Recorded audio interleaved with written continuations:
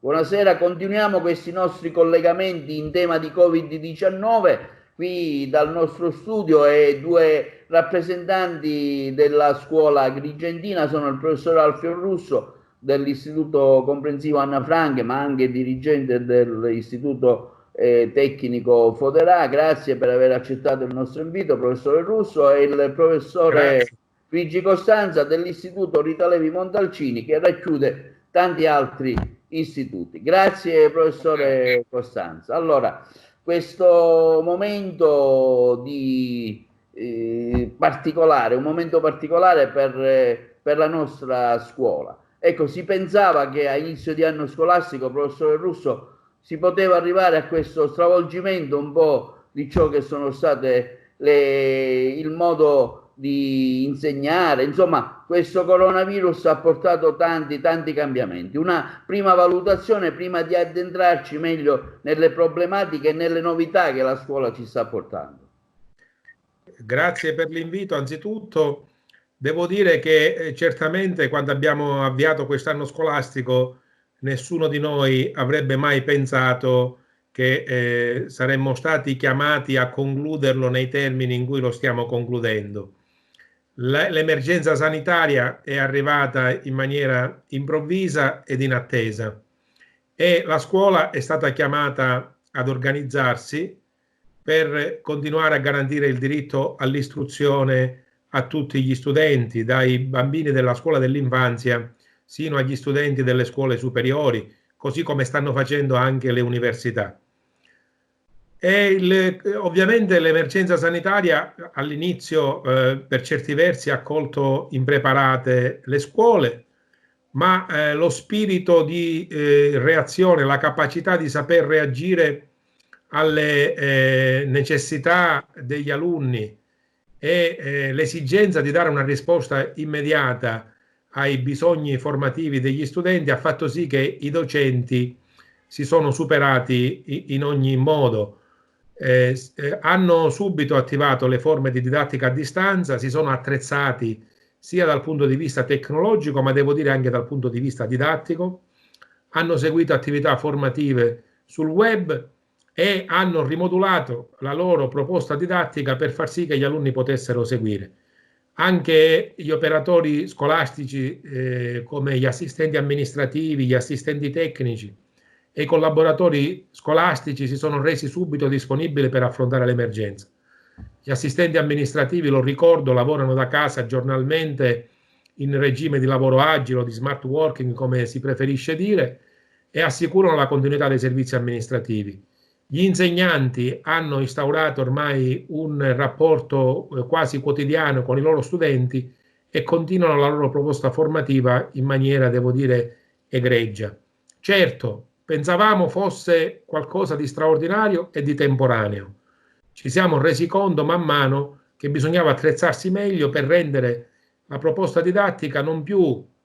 improvvisata, non più episodica, ma organica e sistematica. E in questo devo dire le scuole e i collegi docenti, i gruppi degli insegnanti sono stati davvero esemplari. Credo che come corpo professionale sia stato uno dei corpi professionali che ha reagito meglio all'emergenza sanitaria, si è saputo ovviamente ristrutturare nei termini necessari e ha fornito alle famiglie, che mi sembra doveroso ringraziare per la collaborazione preziosa che stanno portando, ha fornito alle famiglie degli alunni e agli studenti tutti, il corpo docente, un contributo notevole per far sì che l'esperienza di apprendimento non si interrompesse. Ecco, io non voglio dilungarmi più di tanto, ma credo che quello che stiamo vivendo oggi, se è nato con un'esigenza di necessità, stia diventando una risorsa che probabilmente saremo chiamati a valorizzare al meglio anche quando riprenderà l'attività didattica in presenza. Luigi. Sì, buonasera, grazie dell'invito direttore. È un'occasione per dimostrare a tutti che la scuola agrigentina ha dato un segnale estremamente positivo in questa fase emergenziale nella quale siamo stati tutti quanti catapultati. Quando il 4 di marzo è uscita la nota del DPCM, del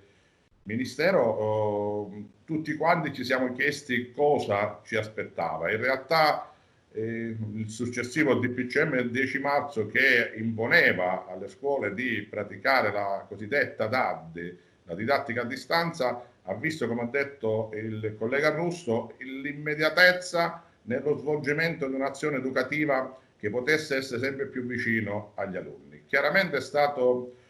come si dire, una tempesta a cielo aperto, come per ripetere le parole di Papa Francesco, però tutti quanti ci siamo tutti imbarcati in questa nuova dimensione e devo dire che la scuola ha reagito nel miglior modo possibile, atteso che era qualcosa di innovativo che si stava svolgendo negli anni.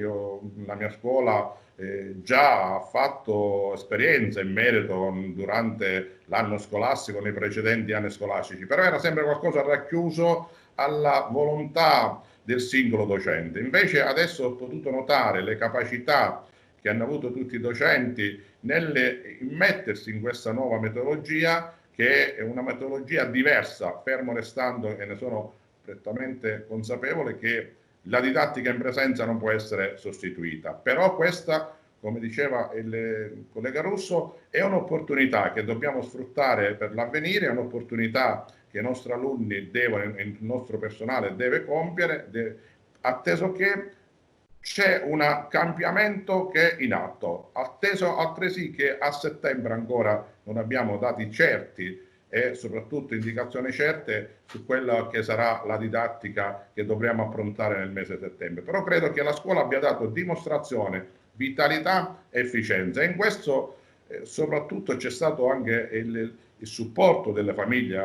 alle quali va il mio personale ringraziamento per come si sono sobbarcate l'enorme peso durante questi 2 mesi circa già, e ancora ci sarà il mese di maggio ancora, che dovranno sopportare l'azione educativa della scuola in un concerto con i propri figli, ma soprattutto in sinergia con tutte le attività che vengono svolte, e questo credo che sia importante perché la collaborazione scuola-famiglia è di fondamentale importanza per la crescita dei nostri giovani.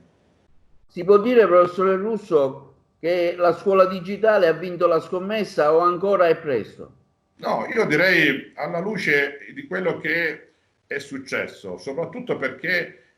siamo stati, ripeto, tutti quanti catapultati senza prima fare, mi permette il termine, delle prove. In realtà credo che questa scuola, la scuola ha vinto la scommessa. Certo, le difficoltà sono enormi, bisogna affinare molte cose, bisogna cercare di padroneggiare in maniera più sicura ancora di più questa strumentazione informatica nuova, però credo che abbiamo dato come scuola veramente esempio, testimonianza dell'operosità di tutto il personale che opera all'interno di un istituto scolastico, a partire dai collaboratori scolastici, gli assistenti amministrativi, gli uffici segreteria e i docenti che, pur con le dovute difficoltà, hanno dimostrato di stare vicino ai loro alunni, di stare a contatto, seppur distante, ai loro alunni. Professore Russo. Ma io credo che la scommessa del digitale si possa dire vinta nel momento in cui saremo certi che tutti gli studenti saranno coinvolti, perché l'immediatezza della reazione all'emergenza sanitaria ovviamente ha determinato il fatto che mentre alcuni studenti, alcune famiglie erano attrezzate, altri meno, e quindi c'è un problema di gap tecnologico e quindi anche metodologico didattico che riguarda per fortuna soltanto delle fasce residuali dei nostri alunni, però c'è sempre quel 1-2 alunni per classe che riescono a seguire in maniera non sempre costante le attività digitali, per cui le attività di didattica a distanza attraverso la proposta tecnologico-digitale. Per cui ritengo che la scommessa dal punto di vista professionale degli insegnanti è stata ampiamente vinta, nel senso che gli insegnanti si sono immediatamente riconvertiti. Chi era già capace ha affinato e perfezionato le sue competenze, chi invece era agli inizi si è cimentato in maniera immediata, anche coinvolgendo mariti, mogli, figli, figlie, per farsi aiutare, per non far mancare il proprio contributo di formazione agli studenti. Dal punto di vista dei docenti, come diceva giustamente il collega Luigi Costanza, la scuola l'ha vinta la scommessa, però dal punto di vista degli alunni abbiamo ancora da colmare questi ultimi aspetti di marginalità che peraltro riguardano di solito i soggetti che sono più svantaggiati anche dal punto di vista sociale ed economico. Ecco, io ritengo, non vorrei che diciamo, l'innovazione tecnologica dovesse rappresentare nuovamente un'occasione per incrementare i livelli di dispersione scolastica. Ecco, questo è un rischio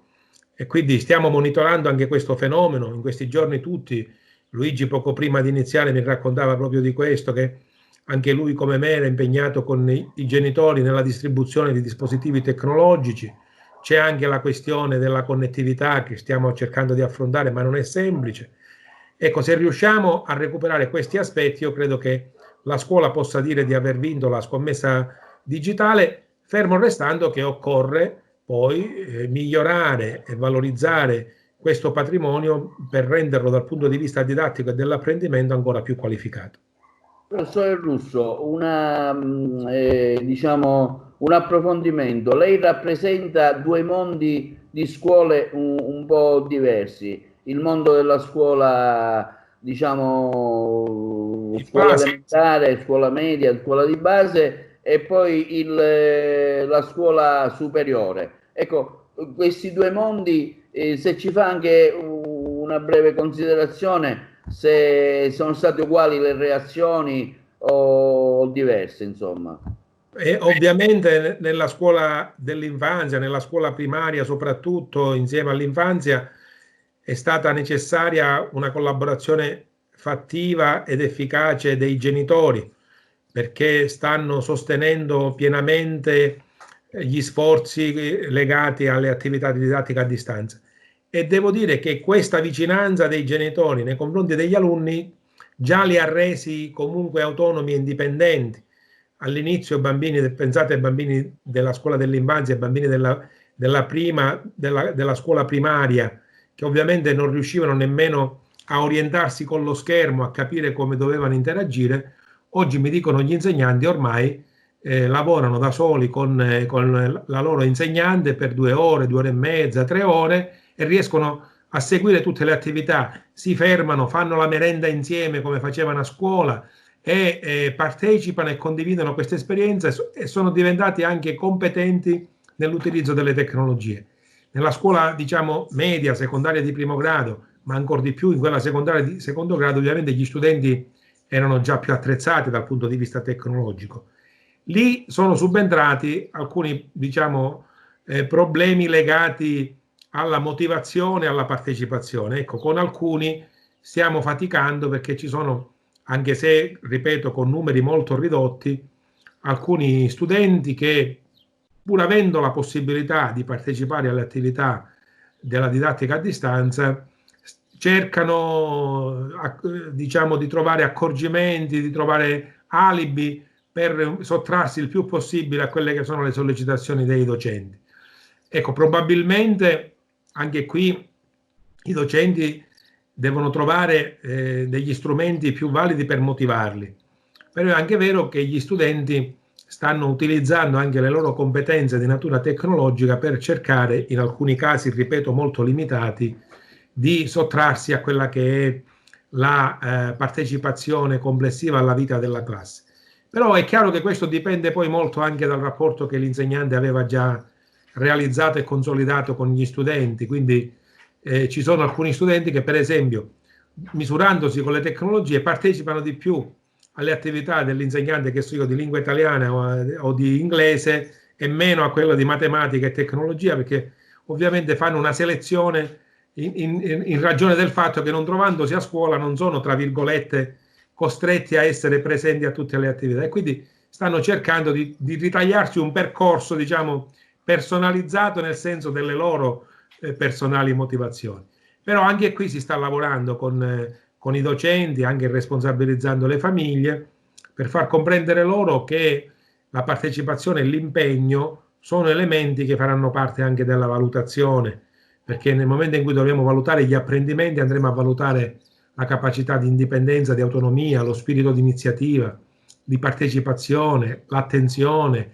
lo spirito di collaborazione. Sono tutti elementi che aiutano il ragazzo, la ragazza a crescere, a maturare e che fanno parte del percorso educativo della scuola. Non si tratta solo di apprendere contenuti, nozioni o conoscenze. Si tratta anche, la sfida, come diceva, digitale, come diceva lei, la sfida digitale è anche quella di rendere questi futuri cittadini più capaci di sapersi gestire anche in termini tecnologici e di saper interagire, di saper gestire al meglio le loro relazioni personali anche a distanza, perché questo è un ulteriore elemento, diciamo, di arricchimento delle proprie competenze personali. Professore Costanzo, invece voi avete avuto delle difficoltà nell'approccio delle famiglie con gli alunni, anche difficoltà dovute anche alla mancanza di mezzi, diciamo, digitali, PC, computer. Magari i ragazzi delle scuole superiori avevano un approccio più facilitato, considerando che hanno già l'uso dei cellulari è più diffuso, mentre i ragazzi delle scuole di base, insomma, si devono un po' affidare alle famiglie. Ecco, in questo senso, quali sono state le reazioni anche dei genitori, un po' in generale? No, io devo dire che i risultati sono stati veramente eccellenti, ecco, tranne uno sparuto numero di persone che per ovvie difficoltà non è fornito della strumentazione informatica, i quali già sia ieri che giorni passati abbiamo distribuito gli strumenti informatici in nostro possesso. Considerate che il mio è un istituto di oltre 1250 alunni e siamo intorno a 30-35 persone che mi hanno fatto ufficiale richiesta perché non hanno la strumentazione informatica adeguata. Noi abbiamo già dato, incomodato d'uso con un contratto ben specifico questa strumentazione e ripeto, io ho seguito un po' i vari consigli di classe che in questi giorni ci sono state, ho partecipato alle varie videoconferenze, proprio oggi pomeriggio ho altri consigli, ma essendo qui impegnato mi collegherò successivamente, e devo dire che la reazione dei genitori e degli alunni è stata estremamente positiva, atteso altresì che gli alunni stanno vedendo questo mezzo non come il social, il mezzo dove essere distanti dagli altri. Si è distanti ma allo stesso tempo vicini, atteso che la strumentazione informatica, il digitale può dare opportunità migliorative, formative. Hanno compreso che col digitale si può fare scuola in maniera diversa, forse più accattivante per alcuni versi, e devo dire che i risultati sono stati veramente brillanti, ripeto, tranne un numero ridotto, atteso il numero complessivo della mia scuola. Voglio semplicemente dire proprio che noi come scuola eravamo già in parte abituati a seguire questo percorso, tant'è che, lo voglio sottolineare, ieri a Palmo di Montechiaro c'è stato il premio Scuola Digitale e la mia scuola ha vinto il primo premio, ma al di là della vittoria finale, che io sempre dico non è importante, ma è importante la partecipazione, lo spirito di iniziativa, è la dimostrazione che già ci eravamo abituati a questo sistema, diciamo, duale, se mi permette il termine, della didattica in presenza, della didattica a distanza, e devo dire che i ragazzi sono stati molto bravi. Vedere i miei alunni ieri in videoconferenza alla quale ho partecipato anch'io mi ha fatto veramente un enorme piacere capire che questi ragazzi stanno acquisendo e stanno vedendo la strumentazione informatica, l'era del digitale non come qualcosa di distaccato, non come qualcosa che serve solo per aspetti prettamente goliardici, ma soprattutto serve anche come momento di crescita, e questo credo che in questo la scuola abbia veramente un merito notevole. Certo è, collegandomi a quello che diceva il collega Alfio Russo, che dobbiamo attenzionare tutte le problematicità di connettività, per esempio, che c'è un momento di situazioni familiari che non sempre possono avere l'opportunità. Io ripeto, la mia scuola mi reputo fortunato, però dico, non sempre ci sono famiglie che possono seguire i propri figli perché hanno la strumentazione adeguata, e soprattutto c'è un altro problema: in una famiglia dove ci sono 3-4 ragazzi che studiano contemporaneamente bisogna bilanciare anche il discorso di fare la didattica, perché altrimenti, capite bene, non tutti siamo nella stessa identica possibilità. Però credo che con lo spirito di iniziativa che contraddistingue la scuola, perché in fondo è stato sempre così, con la professionalità dei docenti e soprattutto con l'abnegazione, la passione che ogni docente mostra, credo che queste difficoltà si possono superare. Chiaramente a livello centrale devono dare delle risposte molto più concrete. Si è parlato di soldi e di tutta una serie di finanziamenti, è vero, sono arrivati, ci hanno dato comunicazione, però poi tu devi cozzare, ti sei ostacolato da aspetti burocratici. Per esempio, per questa richiesta di PC portatili, io ho fatto richiesta e sono tanto delle ditte che ti dicono che questa strumentazione potrà essere consegnata verso fine giugno a luglio, quando ormai non è più il caso. Ecco, questo è anche un modo per cercare di risolvere queste problematicità, perché anche se, ripeto, siamo stati tutti quanti catapultati, però, ripeto, la cosa fondamentale è che la risposta è sempre lì, io voglio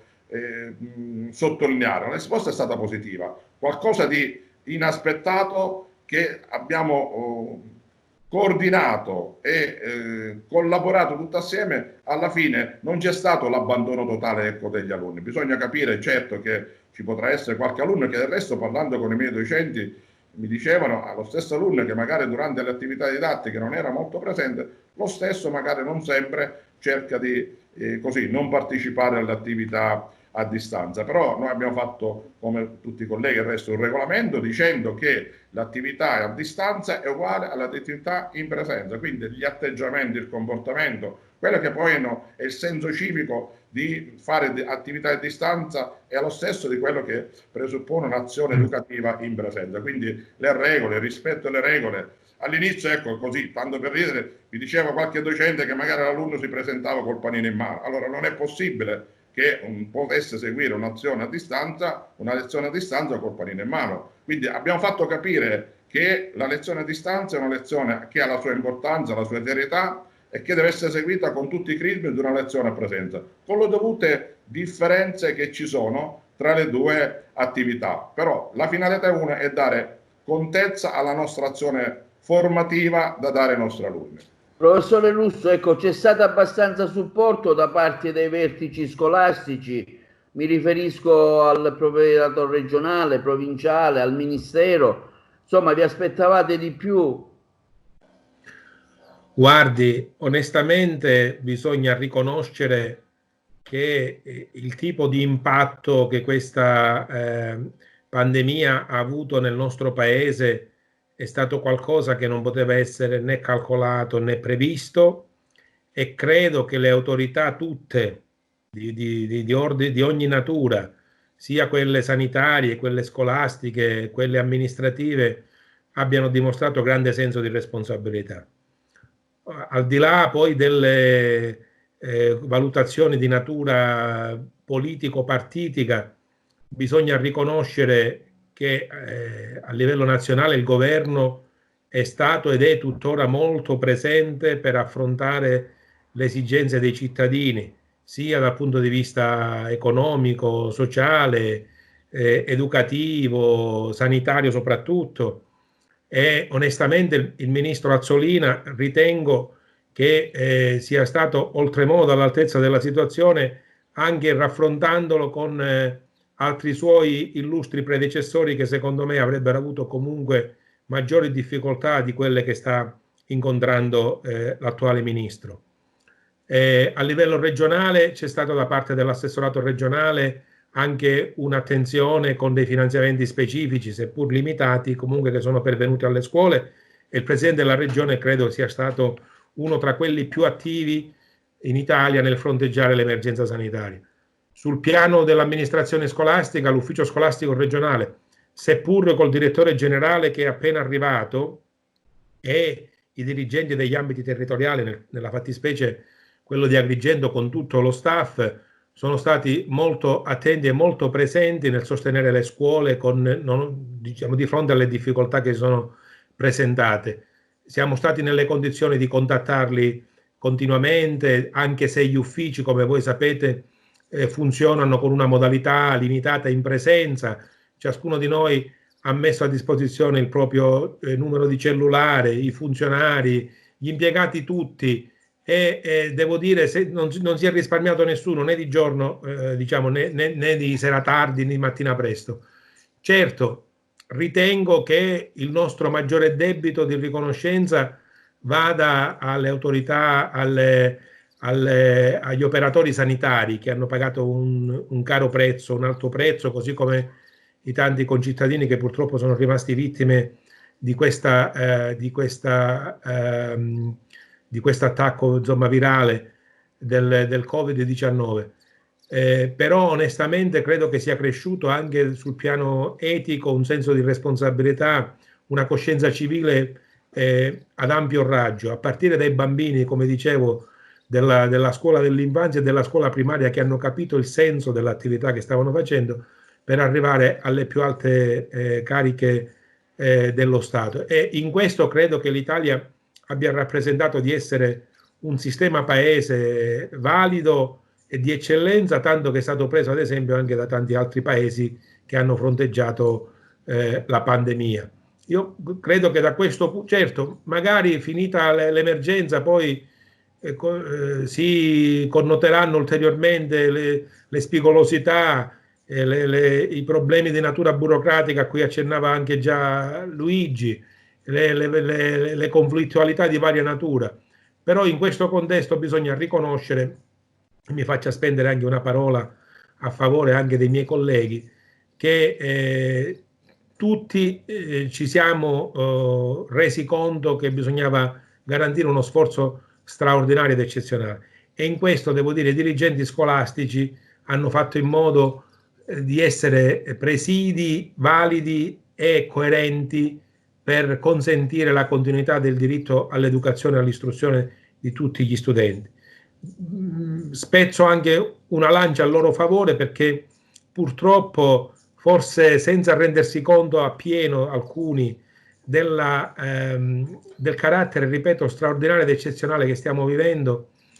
ci sono state anche abbiamo dovuto subire anche delle diffide di natura sindacale che non stavano né in cielo né in terra, e devo dire non abbiamo raccolto le provocazioni, siamo rimasti a lavorare a testa bassa, a capofitto su quelle che erano le esigenze da affrontare, siamo andati avanti e credo che poi il tempo ci darà ragione, perché quello che era importante era garantire alle famiglie, ai bambini, agli alunni, agli studenti tutti una risposta che fosse adeguata alla gravità e alla serietà del momento. Io credo che questo l'abbiamo fatto, ci sono certamente delle cose che hanno funzionato di più, delle cose che hanno funzionato di meno, però ritengo che il sistema paese dell'Italia abbia reagito al massimo e con risultati davvero eccellenti. Professore Costanzo, una cosa che mi ha colpito è stata anche la grande solidarietà che abbiamo potuto vedere in tutto il territorio da parte della Protezione Civile, di forze dell'ordine, di tante famiglie che chi ha potuto ha donato il proprio PC alle famiglie meno bisognose. Ho letto per esempio oggi una lettera di una mamma che aveva diversi figli e proprio esternava purtroppo questa sua preoccupazione, che spesso avevano solo un portatile e avendo vari figli, insomma, aveva anche delle difficoltà a gestire appunto gli orari di lezione. Dico, a parte questo, dico, si è creata anche tra di voi una rete, no? nel cercare anche di compensare le mancanze, non le mancanze, insomma, gli imprevisti che questo momento straordinario ha creato, insomma. Professore Costanzo. Sì, sicuramente c'è stata, come diceva il collega Russo, l'espressione più alta di quella che è la nazione Italia, il tricolore che è sventolato nei vari balconi, nelle varie piazze, è la dimostrazione più evidente che quanto nei momenti di bisogno l'Italia c'è. E in questo va il mio ringraziamento di tutti quanti, soprattutto agli operatori sanitari, per quello che hanno fatto, per il sacrificio che hanno dimostrato. E come diceva Papa Francesco, i veri eroi sono loro, perché veramente in situazioni di estrema drammaticità Io ho visto diverse immagini in TV di infermieri, dottori, mi è rimasta impressa quella foto di quella dottoressa che stremata poggiava la testa sul computer e nessuno si è tirato indietro. E questo, dico, in questo sta la voglia di crescere assieme, la voglia di aiutarci. Credo che anche la nostra provincia, Agrigento, ha dato dimostrazione di solidarietà, ha dato dimostrazione di altruismo, e devo dire che la scuola in questo anche ha dato dimostrazione di saper crescere e di saper educare i cittadini del futuro, i cittadini del domani. E noi come dirigenti ci siamo subito catapultati, scambiandoci opinioni, scambiandoci idee per cercare di trovare quelle soluzioni che potessero ottimizzare la situazione per tutti quanti. E a proposito di questo, come scuola, per esempio, come le altre, noi abbiamo fatto delle raccolte, dato devoluto alla parrocchia del Villaggio Mosè, abbiamo interessato le famiglie, i nostri rappresentanti di classe, e siamo venuti incontro a tutte quelle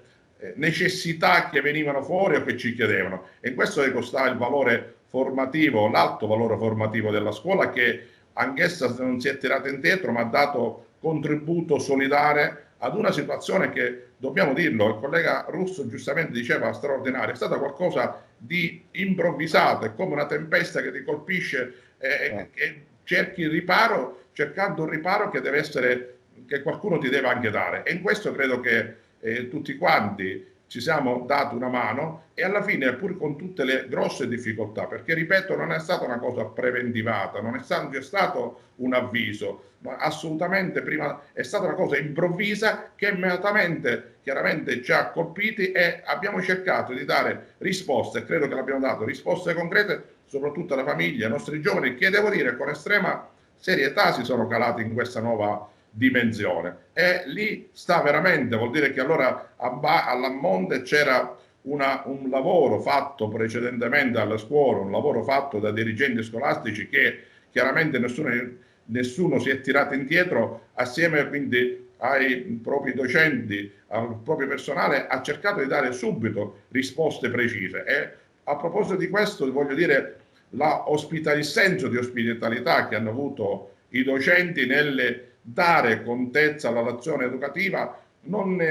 tralasciando nessuno e soprattutto non curandosi del fatto temporale. I miei docenti mi dicono: Presi, mi arrivano le telefonate alle 9, 9 e mezza, e io sono ben felice di dare risposte ai genitori, perché i genitori hanno questa esigenza, questa necessità di confrontarsi con chi fino a quel momento magari era sì il docente del figlio, ma in un'altra dimensione. Ora invece c'è questa continua e costante ricerca di avere l'approccio con il docente. E ripeto ancora una volta, per tutto quello che posso testimoniare nella mia scuola, ma del resto in tutte le altre scuole dell'Agrigentino, parlando con diversi colleghi con i quali siamo veramente in contatto quasi giornaliero nelle ore più disparate, ci rendiamo conto, me lo lasci dire con estremo orgoglio, che la scuola agrigentina, noi dirigenti, abbiamo fatto un grossissimo lavoro. I docenti in primis stanno dando risposte concrete, ripeto, atteso che è stata qualcosa di straordinaria, emergenziale, mai prima verificata. Quindi in questo dico, credo che anche c'è la voglia del popolo siciliano, del popolo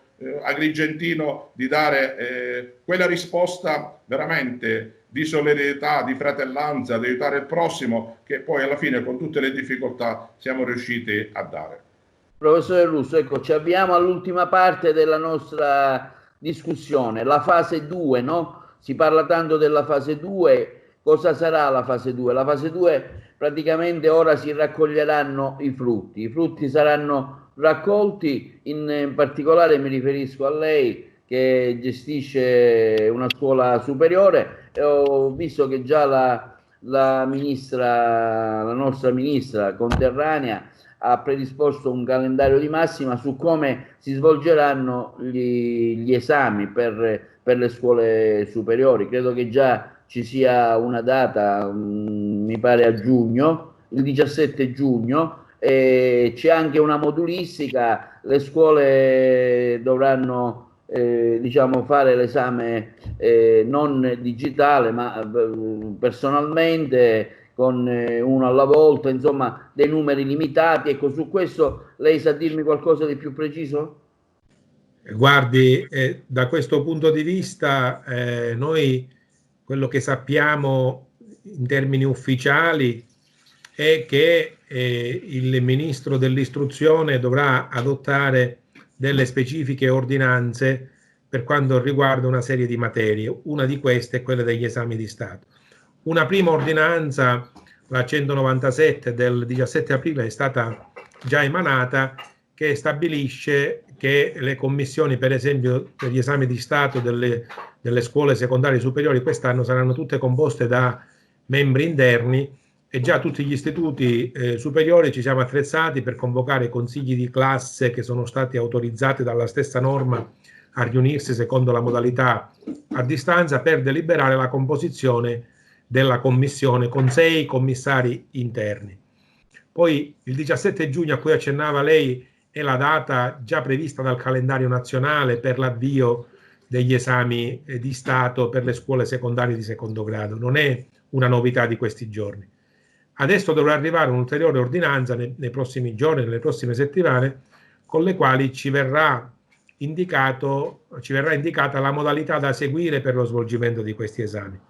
Diciamo, ci sono informazioni ufficiose che propendono per un esame di Stato in presenza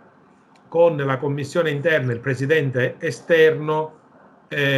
nell'ambito di un colloquio orale diciamo complessivo, senza prove scritte.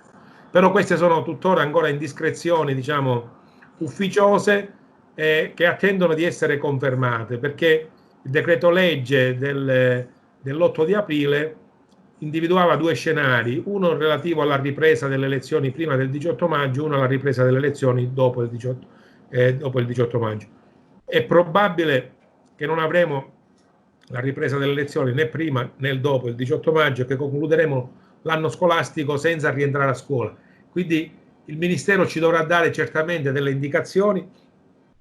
per fare in modo che si possa giungere all'esame di Stato adeguatamente preparati, sia da parte dei docenti sia da parte degli studenti. Nel frattempo ci stiamo attrezzando noi per andare avanti secondo le regole tuttora vigenti, i consigli di classe stanno predisponendo i documenti del 15 maggio, si sta lavorando in questa logica, e dopodiché ovviamente ci adegueremo a quelle che saranno le indicazioni. Russo, mi scusi, salta la prova scritta allora, no? Sì. Da quello che è arrivato sempre in forma ufficiosa sembrerebbe di sì. Quello che anch'io ho letto nei giornali oggi. Quindi... Però aspettiamo di avere conferma ufficiale, quindi è prematuro dirlo, però aspettiamo di avere la conferma ufficiale, cercheremo di capire poi come attrezzarci. Però quello che vorrei, e chiudo il mio intervento anche perché credo che dovremmo concludere,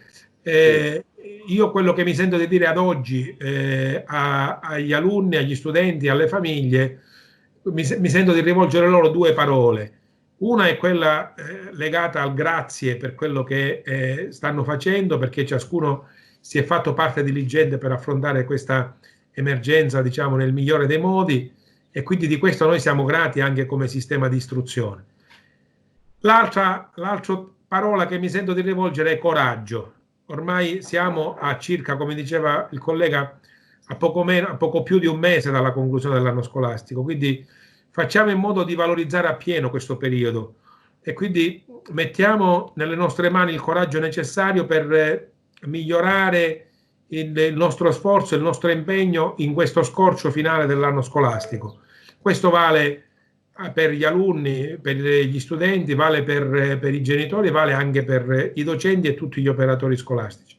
Poi le regole, le modalità, quello che è importante è approfittare di questo percorso formativo che la scuola comunque è in grado di assicurare. Poi le modalità di accertamento, di valutazione saranno con la prova scritta, con la prova orale, col colloquio. Quello che è importante è continuare a crescere, continuare a migliorarsi, continuare ad apprendere, perché l'apprendimento è un tratto caratteristico che valorizza tutto l'arco della vita.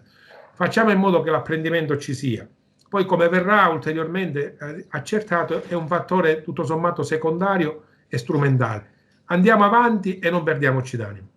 Professore Costanza, con la valutazione come avverrà? Sì, allora, per quanto riguarda la valutazione per la scuola secondaria di primo grado, chiaramente, a parte che non sono state svolte le prove in falsi, quindi non più obbligatorie, e vengono, da quanto è stato detto nel decreto dell'8 aprile, appunto la prima e la seconda prova scritta che si svolgevano alla fine del percorso del primo ciclo non ci saranno. Si parlava, ripeto, come diceva il collega, sono ancora delle informazioni così informali, si diceva che i ragazzi dovrebbero presentare un elaborato, e io in questo già ho avvisato i miei docenti, ci siamo confrontati, dicendo che eventualmente questo elaborato scritto non deve essere qualcosa così di sterile, una semplice tesina come a volte negli anni passati spesso è stato considerato, perché anche lì ci deve essere la capacità critica dell'alunno di svolgere un lavoro, e in questo stiamo già anche così inculcando i ragazzi a questo nuovo metodo di